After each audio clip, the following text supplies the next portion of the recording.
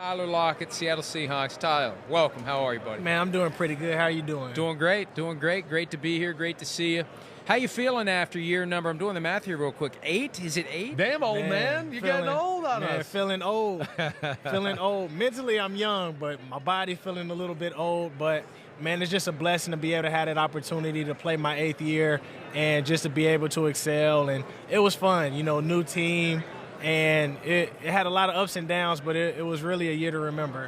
Is it always crazy to all of a sudden become the old guy in the locker room? Like, I played 8 years, and I remember people started calling me, I'm 30 years old. People are calling me old man. Like, what the heck is going on here? Yeah, I mean, it was a little weird, just knowing that you're the old head.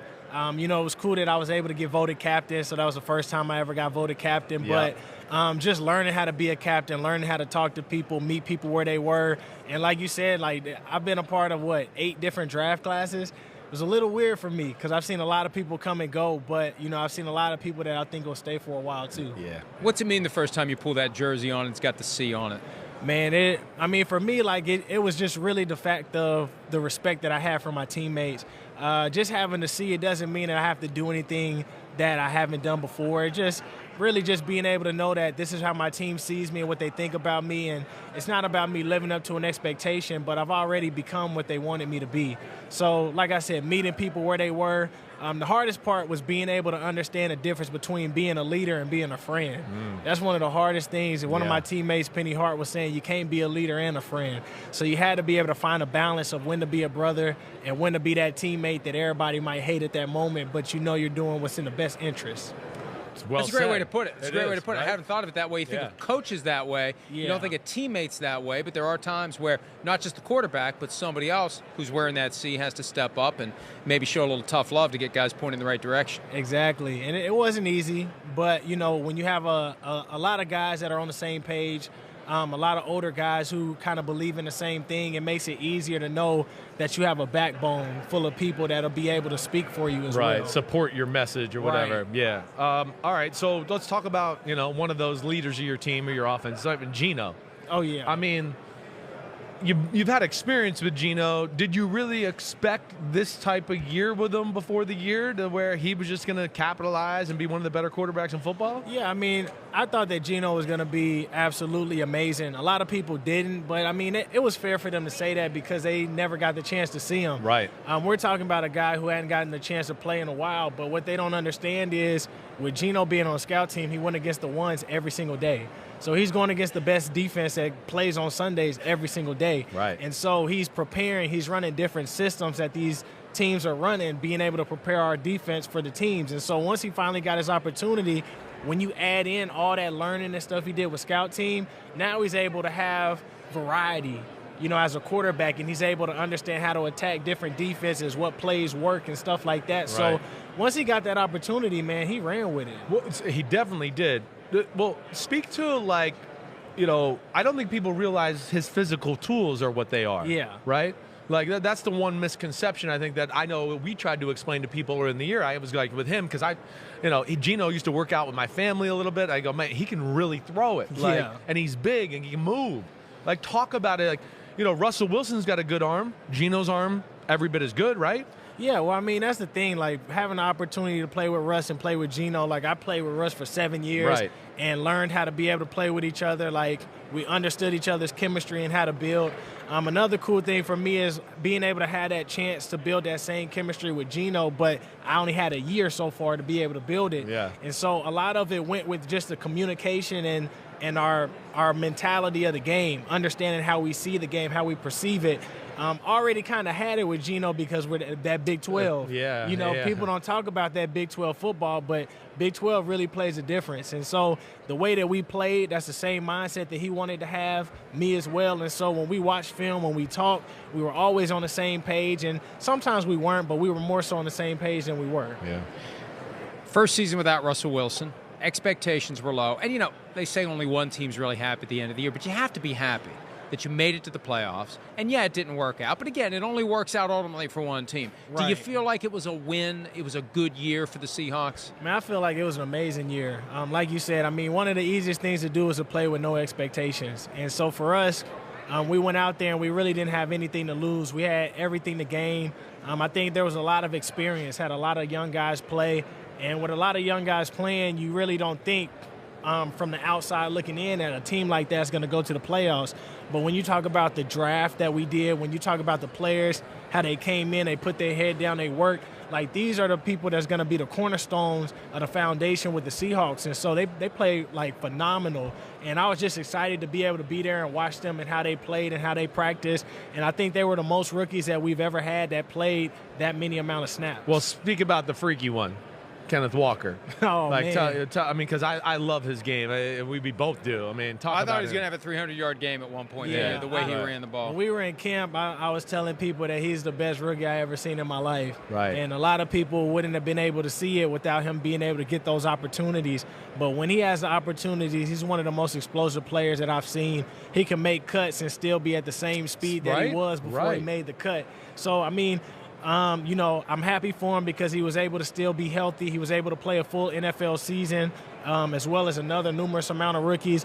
But, man, just the way that he played at a high level, embracing contact, not running from it. No, he doesn't. Understanding when to get the first down, when to get out of bounds. Like, all of those things are what, if he can learn that now as a rookie, sky's the limit for him. You got another freak on the offense, and you and I are about the same size. I can only imagine your reaction when DK Metcalf walked through the door the first time. Oh, yeah.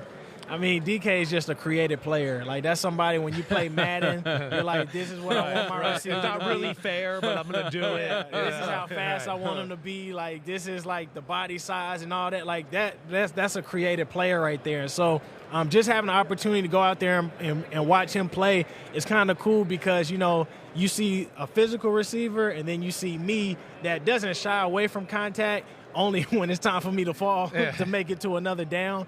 But you also learn how to be physical and running routes. Yeah. And so there's some guys when we play, I got to be more physical with them running routes, just like DK's physical with them, how he does it. And so we kind of are able to learn off of one another as well as Sanjay, our receiver coach, helps us out. Right. All right. So I want to ask you about the Super Bowl a little bit. Right. I know you didn't play the Eagles, but you played the Chiefs later on in the year. I wasn't there. Oh, that's right. You weren't there. Yeah. You're right. It might have been different. Maybe you guys would have scored more than 10 points. But you were there for the week of preparation, right? You didn't even get in the meetings that week, I really? was getting surgery. It was total surgery hospital week. Damn, that's you only missed one game. Yeah, but I was out in Cali getting surgery, so I wasn't there the whole week. Yep, okay. But, I mean, I've watched the Chiefs enough. All right, so give us at least the spiel of what the team thought and what some of the guys thought during that week kind of getting ready for the Chiefs. Well, obviously, it was a very, very cold game. Yeah, so throwing the ball is a little different. But going against the Chiefs defense, we know that the Chiefs are really good at defense. They play a lot of man, play a lot of cover two. You don't want to get in those situations where they get the play cover two because then – you allow their front Chris Jones four and crazy and Frank Clark and all them to be able to get to you. Right. But the Chiefs are really good at being able to control the ball, stay on the same page. And so I think the Super Bowl is going to be a really good game, man. Like, the Eagles are really good at RPOs, knowing when and how to take deep shots. They got a quarterback that can be able to run also. Yeah. But I think the defense is going to determine who wins the game on both sides. All right, so we'll go. Give me a little lean then. Let's go. Don't be a chicken here. All right. Who are you thinking? Who are you leaning towards right now? I think it'll be a score of 23-17 Chiefs. 23-17 Chiefs. Okay, we're both on the Chiefs in a similar manner. I think you went 27-24. I went 28-24. 15 is the difference. Yeah. The Eagles are a great team, but they don't have Patrick Mahomes. All due respect to everybody on that team, but there's only one Patrick Mahomes. Yeah, but the Eagles have one of the best defenses to play, too. So if they come to play like they did against San Fran, it's going to be tough to beat them. Yeah. One thing I noticed this year, Tyler, a lot of former Seahawks seem to take some glee in Russell Wilson's struggles in Denver. What was the mood in the locker room? How closely did you guys follow the Broncos? Were there guys that were pulling for him? Were there guys that were kind of not all that upset that things didn't go well? Give us a sense of what was going on behind the curtain. Well, I mean, I think you got to separate the two because, for us as a team, everybody talks so bad about us.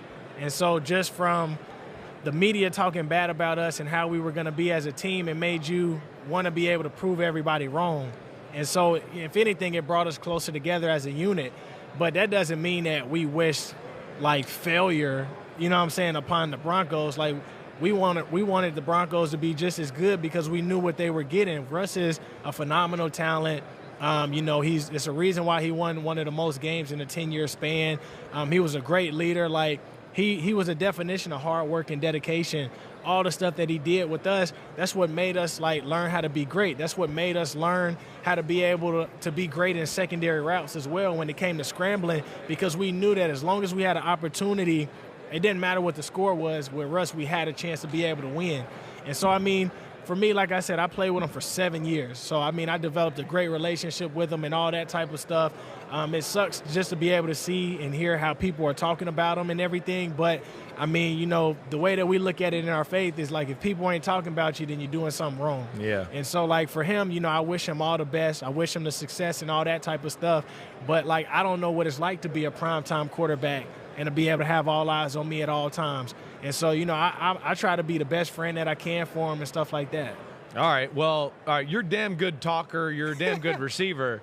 I don't know about salesman, all right? I've been on this NFL DirecTV Sunday Ticket for a long time. Let me hear this DirecTV stuff here. Well, when my dad played in the league, I was on DirecTV watching it. You were there too. That's how I had to do it. But, just truly blessed just to be able to be a part of the DirecTV family. They've been a leader for nearly 30 years, the ultimate destination for NFL fans. But, one of the things I want to talk about is how we get to team up with the Ronald McDonald Housing Foundation. Yeah. The super cool thing about that is they're providing access of entertainment to kids that are in the hospitals, keeping the kids and families together.